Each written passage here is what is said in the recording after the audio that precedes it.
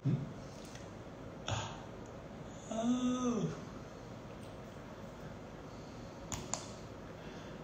Yay! Live lagi. Udah lama nggak live ya. Seneng banget. Oke. Teman-teman, apa kabar? Semoga kabarnya bahagia. Ini sesuatu yang sudah lama sekali saya ingin sampaikan, tapi karena banyak kegiatan dan kemarin itu sempat sempat ngambil pelatihan selama 3 minggu nonstop begitu, sehingga nggak kepikiran untuk live dulu. Tapi hari ini adalah sesuatu yang benar-benar dari dulu ingin saya sampaikan, tapi ya mungkin saya perlu untuk belajar dulu beberapa hal untuk menyampaikan dengan tepat ya. Oke. So kita akan bicara tentang sesuatu yang mungkin selama ini nggak pernah kepikiran, tentang ikhlas, berserah, pasrah, menerima, sabar, dan sebagainya itu. Oke. Nah, sekarang kalau ada yang mau bertanya, monggo ya, silakan ya. Oke, nanti saya akan jawab. Tapi lampu layarnya kedap-kedip Pak Gobin. Oh ya? Oh, sure. Lampu layar saya yang kedap-kedip itu?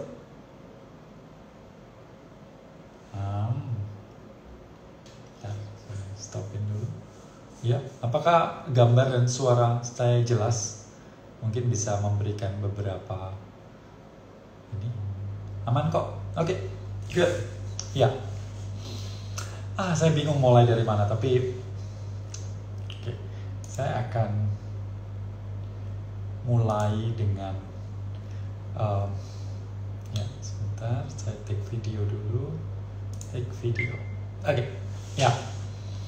Oke, jadi kali ini saya akan berbicara tentang bagaimana caranya atau cara yang jitu untuk ikhlas, sabar, pasrah, menerima, dan sebagainya. Seperti itu.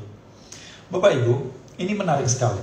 Saya sudah sering kali berbicara di pelatihan saya, di IG Live atau di mana-mana, tentang bahwa di Indonesia ini kita itu punya masalah besar, yaitu hampir semua orang, apakah nasihat-nasihat yang kelihatannya bagus tentang sabar, ikhlas, menerima, bersyukur, dan sebagainya, itu selalu diucapkan berkali-kali, beribu-ribu kali. Tapi yang menarik adalah bahwa semua itu adalah kata-kata yang abstrak, kata-kata yang susah untuk dimengerti tindakannya bagaimana. Jadi kalau seandainya orang mengatakan ikhlasin saja, apa yang harus saya lakukan dengan kemarahan saya, kebencian saya, ketakutan saya? Apa yang benar-benar harus saya lakukan? Detailnya bagaimana? Step by stepnya bagaimana?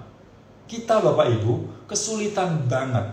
Sekarang saya tanya, ya ikhlasin aja. Terus gimana? Rasa kacau hati saya ini mau diapain? Dilupakan. Ini suatu hal yang sangat, menurut saya sangat penting sekali dan sangat sudah masif dikerjakan oleh setiap orang, oleh pendakwa, guru, orang tua, pejabat, atau apapun. Selalu berbicara tentang ikhlas, sabar, menerima, pasrah, dan sebagainya. Tapi kita nggak dikasih tahu caranya bagaimana. Oke, ini adalah kata-kata abstrak. Kalau seandainya saya bilang ambil spidol itu, Anda tahu bahwa apa yang Anda lakukan adalah mengambil, menggerakkan tangan, kemudian melakukan ini, dan kemudian mengambil, meletakkan tangan, menggenggam ini, mengambil. So, kita tahu step-stepnya. Kalau saya bilang sesuatu, contohnya, oke, tahun depan omset perusahaan harus naik 20%. Anda dapat gambaran tuh. Walaupun itu kata-kata abstrak ya, tapi Anda dapat gambaran. Oke, berarti tahun depan saya buka cabang yang di sini, kemudian saya pakai iklan di Facebook, kemudian saya akan melakukan endorse dengan beberapa orang. Anda tahu step-stepnya untuk bagaimana caranya untuk menaikkan omset 20%. Oke, saya pakai marketplace, saya buka toko baru lagi, saya begini, saya begitu. Anda tahu step-stepnya. Oke, walaupun Anda kerjakan atau tidak itu lain lagi. Tapi Anda tahu step-stepnya. Tapi ketika Anda marah, kemudian Anda dikatakan ikhlasin, menerima, ya sudahlah. Terus kita tanya sama teman kita gitu, maksud kamu ikhlasin gimana? Ya sudah, lupain aja. Melupakan, maksudnya melupakan itu bagaimana coba? Apakah pikiran saya ini yang ada ini kemudian saya mengalihkan perhatian saya kepada orang lain, ataukah saya nggak fokus ke sana, nggak mikirin itu? Tapi nggak mikirin itu, bagaimana cara nggak mikirin itu? Apakah saya lari pergi ngerokok? Apakah ke alkohol? Apakah ke perjudian atau yang lain? Bahwa kata-kata abstrak ini sering kali kita nggak tahu, dan itu menjadi sebuah sebuah pertanyaan juga pada saya, diri saya sendiri. Kenapa itu bisa terjadi? Dan saya menulis 2 buku Bapak Ibu ya, Happiness Inside dan 99 Wisdom. Dan saya nggak pungkiri bahwa di buku ini banyak kata-kata abstrak yang seperti tadi itu, ikhlas, berserah dan sebagainya ya. Dan orang itu suka sekali, Pak, bukunya bagus sekali ya. Terbukti sih emang dicetak sampai 27 kali, mengubah mindset tentang cara pandang dan sebagainya seperti itu. Sampai akhirnya, nah terus bagaimana seharusnya? Apa yang harus yang kita lakukan sendiri dengan itu semua? Kayak ada yang mengatakan fokus kembangin diri sendiri. Oke. Anda merubah fokus dari yang sesuatu yang menyebalkan, Anda rubah. Nah terus yang menyebalkan ini gimana? Apakah ditumpuk di bawah? Ingat bahwa segala sesuatu itu nggak akan bisa hilang begitu saja. Ya, Anda rasa marah, kesel, benci dan sebagainya itu nggak akan tiba-tiba hilang begitu saja ketika Anda membiarkan. Ingat, time never heal. Waktu itu tidak pernah menyembuhkan.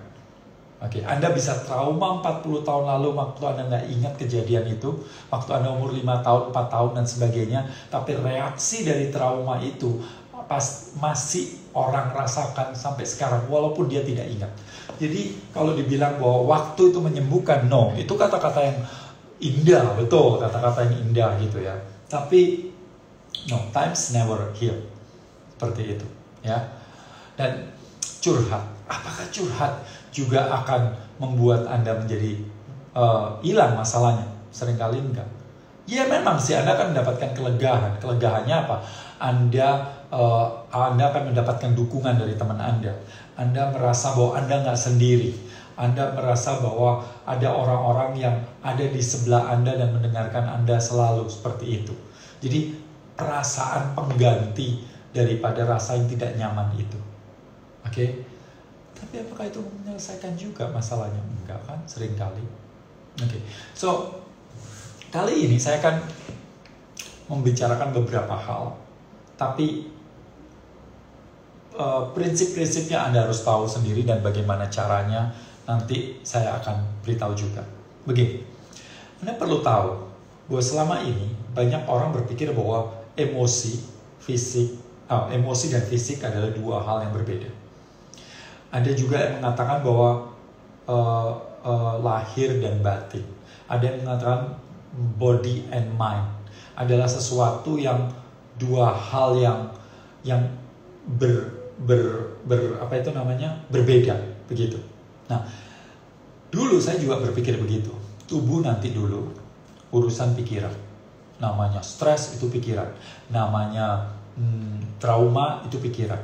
Namanya masalah-masalah kemarahan, kebencian dan sebagainya, semua itu urusan pikiran. Seperti itu. Jadi nggak ada urusannya dengan tubuh. Ternyata saya salah total. Bahwa tubuh dan pikiran itu adalah satu kesatuan yang nggak bisa dipisahkan. Tidak mungkin bisa dipisahkan. Nah, jadi saran saya adalah, yang pertama adalah ketika kita sulit mengatur pikiran kita, maka apa yang kita bisa lakukan adalah kita mengubah tubuh kita, memperkuat tubuh kita. Oke?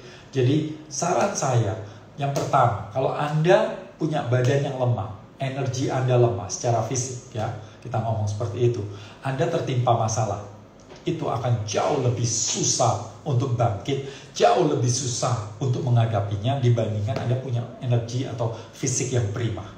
Oke, jadi olahraga, melakukan kegiatan-kegiatan yang aktif, aktivitas yang kuat, memperkuat otot kita, memperkuat tulang, memperkuat raga kita, itu adalah sesuatu yang sangat-sangat penting ya untuk menghadapi semua masalah kita. Oke. Ya, jadi kenapa saya setiap hari itu melakukan olahraga hampir setiap hari, kemudian mandi dengan air es, melakukan sauna, melakukan pernafasan yang tidak, ya mungkin bagi beberapa orang itu tidak nyaman Bapak Ibu, menahan nafas dan sebagainya seperti itu.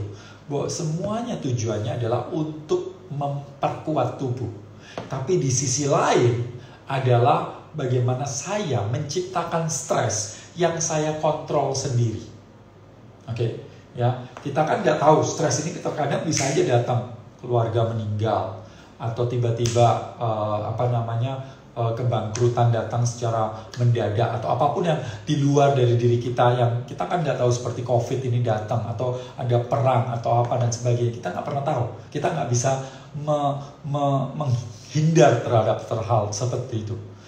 Tapi dengan menciptakan stres, setiap hari Anda menciptakan stres, apa yang terjadi Bapak Ibu? Maka yang terjadi adalah kemampuan tubuh Anda yang sudah diberikan stres ini semakin meningkat. Oke, ingat bahwa ketika tubuh Anda merasa nggak nyaman ketika di es seperti itu, atau di sauna, atau ketika saya olahraga, itu kan nyaman. Yang nggak nyaman apa sih sebenarnya? Apakah tubuh? Ya pikiran juga kan. Aduh panas banget, aduh nggak gerah banget. Sebenarnya sistem syaraf kita itu udah nggak nyaman banget gitu. Dia kepingin fight or flight, tapi kita bertahan di situ. Artinya apa? Kita menciptakan stres, tapi kita ngontrol. Kalau kita nggak bisa menciptakan stres, maka apa? Tubuh kita nggak punya kekebalan. Ini mirip seperti vaksin. Anda diberikan vaksin, dan kemudian apa yang terjadi? Tubuh Anda dikasih stres kan, dan kemudian memunculkan kekebalan yang baru. Itu yang pertama. Jadi saran saya yang pertama adalah, sebelum kita ngomongin soal ikhlas, pasrah, dan sebagainya, kalau Anda ingin punya kemampuan dalam hal menghadapi masalah, kuatin badan Anda dulu. Itu yang paling gampang. Ini yang benar-benar yang fisik, yang bisa dilakukan. Angkat beban itu, ayo lari, ayo olah nafas Anda, olahraga, olah nafas, atau ayo sauna. Kalau Anda punya tempat di gym Anda ada saunanya, atau mandi air es kalau itu ada yang terjadi. Tentu semua ada ilmunya. Anda nggak bisa langsung ujuk-ujuk seperti itu. Melakukan pelan-pelan, bertahap, ada yang bimbing, itu akan jauh lebih aman. Apalagi kalau kita sudah usia. Apalagi yang kedua adalah kalau kita punya komorbid atau penyakit-penyakit tertentu. Ya, jadi kalau Anda fit, healthy, young, itu ya boleh dibilang hampir nggak ada risiko. Hampir ya, tapi tetap ini bukan saran kesehatan. Oke. Nah, jadi itu yang pertama. Oke? Jadi sangat penting. Nah, sekarang kedua, ini kan fondasi fisik kita kuatkan. Kemudian yang kedua adalah fondasi mental kita. Fisik akan mempengaruhi mental. Seperti tadi kita bikin stres. Tapi yang kedua, ini menarik sekali Bapak Ibu. Bahwa kita selalu berpikir tentang ikhlas. Itu sesuatu hal yang, sesuatu hal, kayak seolah-olah ikhlas itu sesuatu yang melepas. Benar, memang melepaskan emosi itu. Tapi Bapak Ibu, ini penting banget. Bahwa di dunia ini ada sebuah hukum, dan ini hukumnya berkebalikan. Apapun yang kita lawan, itu semakin kuat. Seperti hama, kita lawan. Apa yang terjadi? Semakin dia dengan pestisida, semakin kuat. Yang kedua adalah, apapun yang kita tolak, kembali ke kita. Ya. Jadi kalau seandainya Anda nggak suka dengan seseorang, Anda kesel. Ingat ya, manusia itu tidak pernah bermasalah dengan apapun dan siapapun di luar dirinya. Kita bermasalah dengan ketakutan kita, keserakan kita, kebencian kita, ego kita, semua yang ada di dalam diri kita. Kalau Anda marah dengan seseorang, atau keadaan, atau situasi, atau apapun, ingat bahwa semua kemarahan itu bukan di luar, tapi ada di dalam diri kita. Betul, bahwa ini masalahnya di dalam sini. Maka itu ketika kita punya masalah, tolong jangan cari jalan keluar, tapi cari jalan ke dalam. Karena masalah ini. Nah, ngomong ngiklasin, itu kan berarti melepas kemarahan itu. Oke, melepas kemarahan itu. Artinya bahwa yang bikin kita nggak enak, itu kan emosi yang sedang mengganjal di dalam tubuh kita. Contoh, Bitcoin Anda turun. Oke, yang ada itu. Anda merasa sedih. Anda merasakan bahwa merasa bersalah mungkin karena itu pakai uangnya keluarga yang pinjam. Anda merasa takut masa depan Anda. Anda merasakan kecewa dengan diri Anda sendiri atau teman Anda yang memberikan advice dan Anda percaya pada teman Anda. Intinya bahwa ada emosi yang ada di dalam diri kita yang hendak kita lepaskan, yang hendak kita nggak ingin hadapi. Itu masalah utamanya. Bahwa ada bongkahan emosi, apa itu kemarahan, kebencian, dan sebagainya. Emosi-emosi yang tidak nyaman di dalam tubuh Anda. Anda merasa tidak nyaman dengan itu semua. Dan Anda ingin menghilangkan itu. So, tujuan ikhlas adalah bagaimana saya bisa melepaskan emosi itu. Membiarkan atau membuat si emosi itu tidak ada lagi. Nah, selama ini kata melepaskan itu selalu berasosiasi dengan pengalihan. Udahlah, nggak usah dipikirin. Nanti emang balik lagi. Bitcoinnya. Udah biarin aja. Jadi perasaan marah itu diapain? Atau kesel itu diapain? Udah dilupain aja. Udahlah, nggak usah dipikirin dia lah. Wanita mah masa banyak, putusin satu masih banyak. Ntar aku cariin lagi lah. Ntar kenalin lah sama temanku. Itu kan advice yang populer di diri kita. Udahlah, nggak usah dipikirin, ngopi aja. Makan. Seperti itu.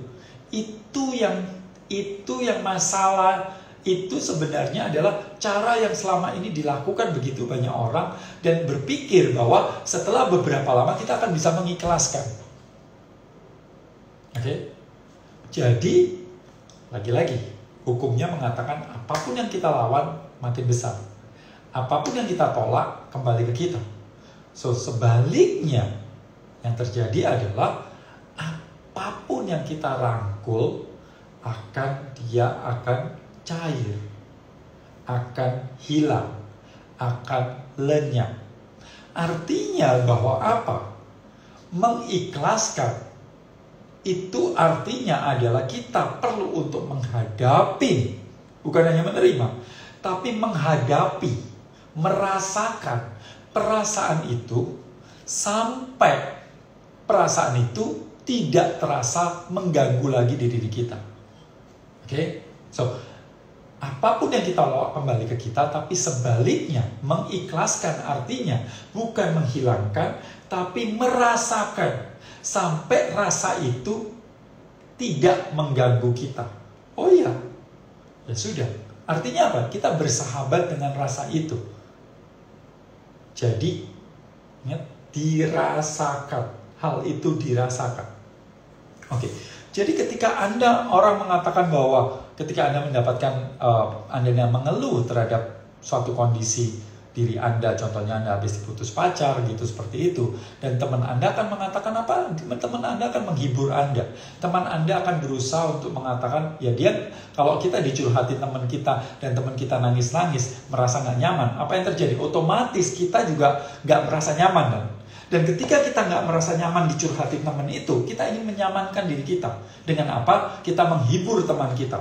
Supaya dia nggak nangis. Supaya dia merasa nyaman. Ketika dia merasa nyaman, dia udah mulai senyum, kita pun senyum. Sebenarnya hiburan itu bukan untuk orang lain, tapi hiburan itu untuk diri kita sendiri. Oke, dan itu membantu. Untuk begitu banyak orang berpikir bahwa itu adalah bantuan yang perlu diperlukan. Terima kasih ya, kamu sudah menghiburku, kamu sudah melakukan sesuatu bagi saya sehingga saya merasa nyaman. No, Bapak Ibu. Betul, memang untuk mengasihkan kamu rasa pahit di mulut itu dikasih gula, nyaman. Ya, ada pahit lagi, kasih gula lagi, nyaman. Yes. Itu nggak bisa dipungkirin, itu akan Anda merasa nyaman. Tapi apakah itu menyembuhkan? Sama sekali tidak. Anda akan lupa kejadian itu, Anda mungkin akan ketemu cowok lain atau cewek lain, dan kemudian ya sudah, seperti itu. So, mengikhlaskan, menerima, mengikhlaskan, atau berserah atau apapun, tak lain tak bukan adalah kita berani face to face terhadap masalah itu. Rasa itu, ingat ya, bukan orang lain, bukan kejadian, bukan solusi. Kita nggak perlu solusi, tapi kita perlu untuk berani. Itu yang paling diperlukan untuk berhadapan dengan kejadian itu. Rasa yang tidak nyaman, to feel the feeling until the feeling is flat. The flat ini artinya bukan berarti hilang, tapi Anda sudah tidak mengganggu. The feeling udah tidak disrupt lagi. Ya. Jadi ini adalah sesuatu hal yang total berbeda dari kebanyakan advice yang kita dengarkan dari semua orang, kebanyakan orang. Ya, jadi kita merasakan, berhadapan. So tadi kenapa saya mengatakan soal sauna? Kenapa saya mengatakan soal ice bath?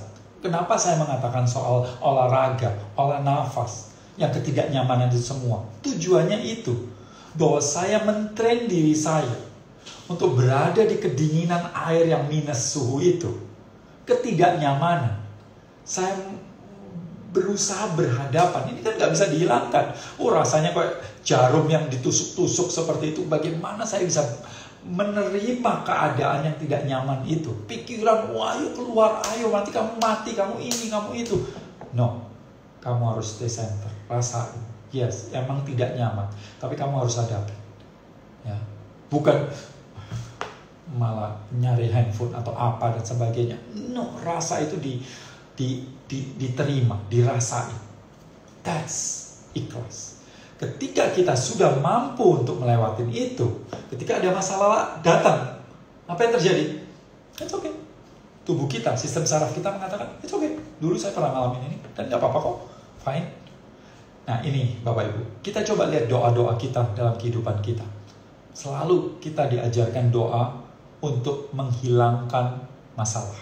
Ya Tuhan, berikan saya hilangkan masalah saya. Tuhan, berikan saya jalan, lenyapkan masalah saya dan sebagainya seperti itu. Bapak Ibu, saya tidak tidak berwenang untuk mengatakan, bukan ahli agama yang berwenang mengatakan ini benar atau salah Bapak Ibu. Tapi menurut saya, bagi saya, ketika kita kecil, masalah itu kelihatan besar. Tapi ketika kita besar, maka masalah menjadi lebih kecil. Jadi fokusnya bukan menghilangkan masalah. Fokusnya adalah meningkatkan kemampuan kita. Sehingga apa yang terjadi? Kemampuan naik, masalah jadi kecil. Yang dulunya kita kecil kan, masalahnya jadi besar kan? Oh, gimana ini caranya? Bukan ininya yang diturunkan, bukan masalahnya diturunkan. Tapi kita mulai menguatkan diri kita. Kuat. Lama-lama apa yang terjadi? Masalahnya tetap ada. Oh, tapi kecil dia. Nggak mengganggu kita. Tidak. Kayak seperti ginilah waktu kita kecil. Kita akan uang 1.000 rupiah Bapak Ibu. Wah, itu kita nangis. Sedihnya bisa berhari-hari. Sekarang Bapak Ibu kehilangan 1.000 rupiah. Apakah Anda nangis? Kenapa? Karena kemampuannya. Karena kemampuannya yang tinggi. Karena kemampuannya yang besar. So, itu yang penting banget dalam kehidupan kita. Bagaimana kita menghadapi sehingga gitu. Tentu ini bukan simsalabim Bapak Ibu. Maka itu ikhlas itu bukan karunia. Ikhlas itu bukan sesuatu yang ujuk-ujuk. Oh ya Anda orangnya Anda baca kitab suci kemudian bisa ikhlas. Nggak bisa. Anda bisa sabar dengan cara ikut kelas motivasi. Ya nggak bisa Bapak Ibu. Bahwa semua itu latihan. Latihannya bagaimana menghadapi itu, merasakan, berhadapan face to face dengan rasa tidak nyaman itu. Oke, dengan sadar seperti itu. Jadi itu step-stepnya. Oke, fisik dikuatin, menghadapi masalah-masalah nggak enak itu dengan fisik, ya. Kemudian yang kedua, ketika ada masalah, rasa tidak nyaman itu dihadapin, di face to face itu. Nah, masalah dalam bahasa Inggris itu bahasa Inggris itu kan problem, ya, masalah. Dan problem itu bahasa aslinya pro and ballin. Pro artinya maju. Ballin itu artinya to drive atau mendorong kita untuk maju, seperti itu. Jadi masalah itu sebenarnya adalah sesuatu hal yang membuat kita maju. Asal kita ikutin, kita hadapin, seperti itu. Ingat, sekali lagi saya tekankan, manusia tidak pernah bermasalah dengan apapun dan siapapun di luar dirinya. Kita bermasalah dengan kemarahan kita, kebencian kita, keserakahan kita, ketakutan kita, ego kita, dan semua hal yang ada di dalam diri kita. Maka itu ketika kita punya masalah, tolong jangan cari jalan keluar, tapi cari jalan ke dalam. Ikhlas. Kemudian yang kedua, kita ngomong soal sabar. Sama persis Bapak Ibu. Bahwa sabar itu bukan sabar gitu ya. Anda menahan diri untuk tidak melakukan sesuatu. Dan berdoa sama Tuhan agar orang-orang tersebut dihukum, diazab, diapa, dan sebagainya, masuk akal. Bagaimana Anda bisa berdoa pada Yang Maha Rahim untuk menghukum pihak tertentu yang juga diciptakan oleh mereka, diciptakan oleh tangan yang sama, maksud saya, atau pencipta yang sama. So, sabar ini Bapak Ibu adalah sesuatu yang juga perlu dilatih. Nah, tapi sekarang saya akan berbicara tentang sabar, ada caranya. Nah, tadi saya sudah ngomong soal fisik. Saya sudah ngomong soal emosi atau mental kita. Nah, jembatan antara fisik dan emosi ini, itulah nafas kita. Itulah nafas kita. Jadi kalau Anda ingin tidak senggol bacok, nyolot, langsung itu, hal yang paling penting adalah Anda harus kuasai nafas Anda. Karena apa? Karena tidak ada satu orang pun di dunia Bapak Ibu yang bisa marah-marah, emosi tinggi dengan nafas yang lambat. Itu tidak mungkin. Anda masih seperti itu, ya. Dan nafas ini sangat berpengaruh, apakah dari mulut, apakah dari hidung, itu sangat berpengaruh perbedaan untuk mengontrol emosi Anda. Besok teman-teman yang ikut Buteko gathering, pastikan Anda ikut gathering Buteko. Saya akan jelaskan tentang nafas dengan emosi lebih detail, ya. Jadi pastikan Anda ikut juga, ya. Nah, jadi kita punya tools. Jadi olahraga kita tools, kemudian biohacking seperti ice bath, sauna, dan yang lainnya, ya. Satu lagi tools kita yang sangat luar biasa sebenarnya, olah nafas. Selain olahraga, olah nafas. Jadi diperkuat nafas kita. Agar apa? Karena bagian otak yang ngurusin nafas itu adalah bagian otak yang ngurusin emosi Bapak Ibu. Jadi kalau kita susah mengurusin emosi, kalau kita emosi tinggi, kita bilang, ayo tenang, nggak boleh, ayo ingat Tuhan dan sebagainya, seperti itu. Ya mungkin aja, tapi apakah emosi ini beres? Biasanya malah ditekan kan? Karena kita takut, karena ada emosi yang lain. Jadi kita marah sama seseorang, kemudian kita diingetin sama teman, nanti Tuhan nanti menghukum kamu. Akhirnya ada takut kan di sini. Akhirnya marahnya hilang, bukan hilang, tapi ditekan oleh rasa takut ini sendiri. Nggak beres. Artinya bahwa ada marah, ada takut di situ, ya kan? Ketika kita nggak bisa menguasai emosi kita, marahnya tetap ada muncul rasa bersalah. Akhirnya tumpukan emosi ini nggak beres-beres, Bapak Ibu. So apa yang Anda harus lakukan adalah sebenarnya, oke, saya nggak bisa menguasai emosi saya. Yang saya bisa kuasain apa? Nafas saya. Maka saya merubah nafas saya supaya emosinya lebih terkontrol. Ketika emosinya lebih terkontrol, maka apa yang terjadi kemudian, kita baru bisa mengambil tindakan. Jadi Bapak Ibu, kalau kita seringkali berbicara kepada banyak orang, wah Tuhan itu yang luar biasa memberikan kita kemampuan, yang luar biasa Tuhan itu memberikan kita kesempurnaan, bla bla bla, manusia dan sebagainya seperti ini. Pertanyaannya, apakah kita mau untuk memanfaatkan semua kapasitas yang diberikan seperti itu? Apakah kita berpikir, udahlah, emang dari sananya saya seperti itu, ya emang semuanya nasib seperti itu. Saya punya sebuah kata-kata yang sangat bagus sekali, bukan pepatah tapi sebuah perumpamaan atau analogi, Bapak Ibu.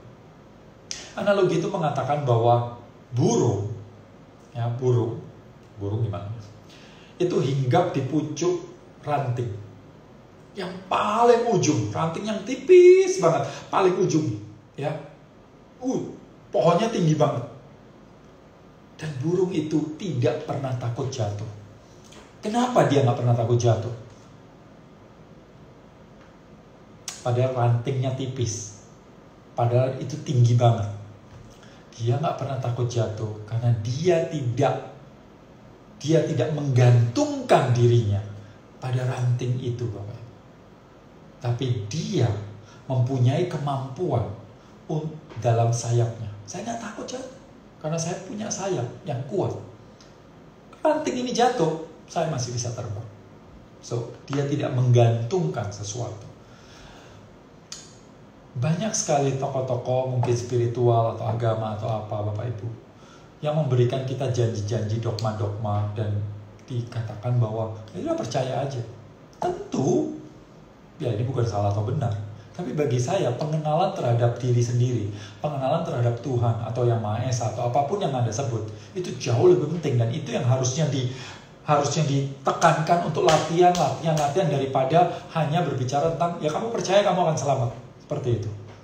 So, namanya kesabaran, namanya ikhlas, namanya pasrah, atau apapun itu tidak bisa datang begitu saja. Anda perlu melatihnya. Sama seperti saya melatih nulis, saya melatih berbicara, saya melatih untuk kemampuan saya mengangkat beban. Semuanya satu, Bapak Ibu, yaitu latihan. Ini teori Anda sudah punya. Ini adalah sesuatu yang Anda inginkan. Dari teori kepada sesuatu yang Anda inginkan adalah ada jembatan. Dan jembatan ini adalah latihan. So, menurut saya itu yang sangat penting dalam kehidupan kita. Ikhlas, pasrah, berserah, bersyukur, apapun itu. Latihan. Oke? Oke, saya berharap tadi itu yang sudah saya berikan ini itu sudah menjawab atau memberikan gambaran tentang apa yang Anda perlukan dalam kehidupan ini. Oke, saya akan terus lanjut dengan beberapa pertanyaan, Bapak Ibu ya. Oke, materinya udah selesai. Oke, sampai ketemu di kesempatan lain. Tapi saya masih saya akan masih terus untuk menjawab ya. Oke. Sambil dengar ngangkat dumbbell. Good. Yes, karena bisa. Pak Gobing, stoikisme gimana? Panjang ceritanya. Nanti lain kali aja dibahas ya. Oke. So it takes time, right? Okay. My brother. Oh, Ivo, how are you? Where are you? Still in Brazil? Dengan demikian, apa yang harus kita lakukan jika ada yang curhat dengan kita? Apakah dengan mengucapkan terima rasa semua di dalam diri? Ya, kita perlu untuk mengingatkan Bapak Ibu bahwa rasa itu tidak nyaman dan Anda harus deal dengan rasa itu. Kita nggak ngasih permen-permen yang menyenangkan Bapak Ibu. Memang sih teman kita nggak akan merasa nyaman di situ. Dia mungkin akan cari orang-orang lain yang bisa menyamankan dia, yang bisa mengasih permen kepada itu. Tapi ya lagi-lagi, kalau Anda teman sejati atau teman dekat, ya Anda perlu untuk melakukan apa yang Anda pikir bahwa itu yang benar atau yang tepat. Tapi ya kita sebagai teman seringkali terbawa, oh iya ya saya kepingin menyenangkan dia juga. Jadi kita ngasih permen-permen atau apa dan sebagainya. Ya saya mengatakan bahwa kalau situasinya memang sangat parah gitu, mungkin perlu untuk dibantu doping sedikit nggak apa-apa. Tapi tugas utamanya adalah tetap untuk berusaha untuk menghadapi kejadian-kejadian yang ada di dalam dirinya. Oke. Kayak sistem kerja vaksinnya Pak, berusaha merasakan sampai bisa menerima. Oke, good. Saya rasa hampir semua. Life begin when fear end. Mengingatkan saya sama buku Never Get Angry Again. Semua duka diawalin dari takut dan semua damai dimulai dari cinta. Ya, saya pakai kaos ini adalah kaos pemberian dari Breathing Cold Bali yang kemarin saya 3 minggu untuk ikut pelatihan Ice Bath itu. Ya, bahwa seperti tadi saya bilang, keberanian untuk berhadapan dengan ketidaknyamanan itu. The power of let go, to surrender. Apakah harus netral terhadap apapun? Tidak, kita nggak harus netral pada apapun menurut saya, tapi sadari bahwa semua hal di dunia ini pada dasarnya netral. Oke? Pada dasarnya netral. Ketika kita sadar, kita mengatakan, ini netral kok sebenarnya. Seperti itu, sadarin aja. Betul besar bahwa kaitan antara body dan mind. Sakit saya berawal dari pikiran, kemudian ke tubuh, ambruk, seambruk-ambruknya. Terapi emosi dan penguatan fisik menjadi fokus pemulihan saya. Semoga segera selaras. Apapun yang kita lawan, semakin kuat apapun yang kita lawan kembali ke kita. Yes. Oke. Upgrade resiliency through control stress. Yes. Betul, menciptakan resiliensi untuk diri ya Pak. Yes. Setuju kalau waktu itu menyembuhkan, seharusnya saya nggak dapat klien hipnoterapi yang ingat detail momen saat dia di dalam kandungan ibunya dan dia bisa dengar suara orang sekitarnya. Bu Mayang Tri ya, hipnoterapi. Ya, saya juga tahu mendalamin itu dan akhirnya saya sadar bahwa waktu tidak menyembuhkan. Itu kata-kata yang bagus, cakep untuk ditulis-tulis gitu, tapi atau dimunculkan di beberapa slide gitu, tapi ya bukan begitu kejadian. Ya, energi memang tidak bisa diciptakan dan tidak bisa dimusnahkan. Maka itu saya mengajar TRE. Saya mengajar beberapa teknik yang dimana energi yang keblok di dalam diri kita, di dalam chi, di dalam fascia atau otot-otot yang di dalam diri kita, itu dengan getaran dia lepas. Entah kemana, terserah. Ya, nggak bisa ikhlas dong, apalagi hak dizolimi, fight balik, don't cry if you don't fight. Apalagi hak dizolimi. Saya nggak mengatakan bahwa Bapak Ibu harus diam.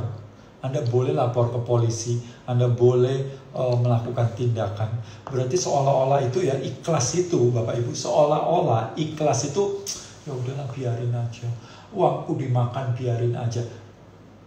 Ini ada pemikiran nggak tahu dari mana juga gitu. Ikhlas itu seolah-olah kita pasif begitu. No, ikhlas itu sesuatu yang aktif Bapak Ibu. Sesuatu yang menghadapi. Tapi yang dihadapi perasaan dulu. Oke. Jangan salah sebaliknya. Malah karena kita takut lah, karena kita nggak berani menghadapi. Udahlah biarin aja lah. Nggak usah diotak-atik. Udah biarin aja, ntar Tuhan aja yang balas. No. Oke, saya rasa itu sudah. Oh, ini request join. Ada pertanyaan kah? Namanya manusia, sepertinya hal yang mustahil. Gimana pun mesti ada. Ada apa ini? Saya juga bingung. Pertanyaannya agak, bukan pertanyaan, mungkin sharing ya. Oke. Nah, ini menarik kan? Langsung contoh. Masih belum ikhlas sepenuhnya. My mom meninggal pas Idul Fitri tahun lalu. Artinya apa? Bahwa kita ada perasaan tidak nyaman di dalam diri kita. Selama kita nggak berani menghadapinya, selama kita tidak berani merangkulnya, memeluknya, maka akan sulit sebenarnya. Maka itu saran saya adalah mencoba untuk merangkul, untuk menerima kejadian itu, artinya menghadapi rasa itu. Saya punya berbagai teknik. Salah satu tekniknya adalah memeluk emosi. Anda bisa scroll ke bawah, Anda cari memeluk emosi, caranya bagaimana. Saya sudah berikan secara tulisan juga beberapa IG live juga saya pernah menyebutkan hal tersebut ya. Jadi Anda bisa untuk melihatnya. Oke, kemudian ada yang bertanya lagi. Menarik sekali. Ini menarik sekali. Ada pertanyaan, kenapa kita harus ikhlas? Why? Yang nggak harus, yang suruh harus siapa gitu, ya kan? Anda boleh kok nggak usah ikhlas dan marah-marah, kesel-kesel terus sepanjang hidup Anda, ya nggak apa-apa. Hidup Anda sendiri dan sebagainya. Tapi kalau Anda merasa itu tidak nyaman, ya Anda lakukan sesuatu. Tapi kalau Anda merasa nyaman, ya fine, it's okay. Nggak harus. Nggak ada yang harus di dunia ini. Semua pilihan, semua konsekuensi. Oke. Wah, ini menarik sekali. Ingin ikhlas ke semua sikap orang yang mengecewakan. Emang ada orang yang mengecewakan kita, Bapak Ibu? Orang itu mengecewakan kita, atau kita yang harapan-harapan kita yang tidak sampai, tidak dilakukan orang tersebut dan akhirnya kita kecewa. Apa yang menyebabkan? Oke, apa yang menyebabkan itu? Selalu ingat, apakah orang lain melakukan itu pada kita, atau harapan-harapan kita lah terhadap orang tersebut lah yang membuat kita kecewa? Itu pertanyaan yang perlu untuk dijawab dulu sebelum kita ngomong selanjutnya. Oke. Selama kita memberikan remote control, ini remote control Bapak Ibu, ya, remote control, ya. Anda berikan remote controlnya pada orang lain. Ini remote control hati Anda, marah, kesel, kecewa, benci dan sebagainya ada di sini, Bapak Ibu. Yang Anda kasihkan ke orang lain. Orang lain pencet, aku senang, dipencet lagi, puji, hina. So kita memberikan remote control pada orang lain. Dan ya wajar kalau hidup kita diombang-ambing. Okay? Pegang remote controlnya sendiri. Tidak orang lain yang menentukan diri kita sendiri. Ada yang tadi bilang, Pak, udah kata-kata yang menyakitkan. Kata-kata hadir selalu dalam keadaan netral, Bapak Ibu. Kita yang menumpulkan atau meruncingkan si kata yang datang itu. Oke. Mungkin lain kali akan dibahas soal kecewa dan ini.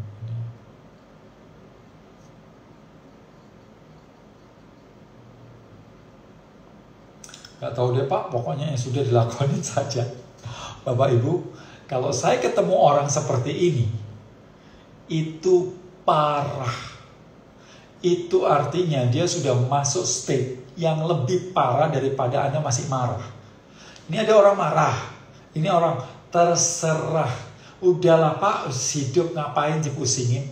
Saya lebih baik menerima orang ini. Yang masih marah, masih kesel, masih benci. Artinya ini masih jauh lebih sehat daripada ini. Oke, kalau Anda sudah masuk ini, inilah trauma. Kalau Anda masih bisa fight, Anda belum trauma. Oke, ini ya. Kalau udah ketemu orang nggak tahu sabodoteing, hati-hati. Itulah trauma. Oke.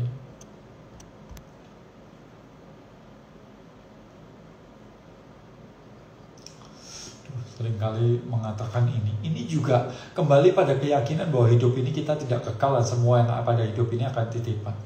Bapak Ibu, saya mau tanya, Bapak Ibu itu mengucapkan seperti ini, itu dengan kesadaran atau dengan kepasrahan atau putus asa? Saya hampir bisa memastikan sebagian besar orang mengatakan ikhlas, pasrah, berserah itu bukan pasrah, ikhlas, berserah, tapi putus asa. Ya sudahlah Pak, emang udah titipan mau diambil ya sudah, itu ya biarin. Akhirnya ya begitu.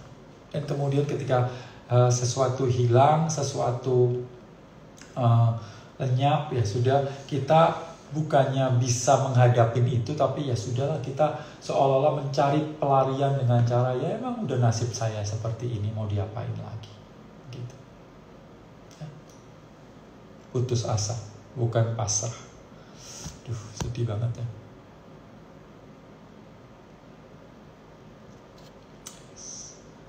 Oke, ada lagi. Ikhlas apa ada beda dengan pengertian dengan rafiyah semantik? Nah, ini saya nggak ngerti. Karena semua nggak ada yang kekal, sedih akan berganti bahagia dan sebaliknya. Betul banget. Tapi bagaimana hidup itu, bagaimana kita bisa menikmati kesedihan, juga menikmati kebahagiaan. Di mana kehidupan ini pasti naik turun, tapi bagaimana kita bisa tetap aware terhadap itu. Guru saya mengatakan the purpose of our life is not being happy. The purpose of our life is being aware.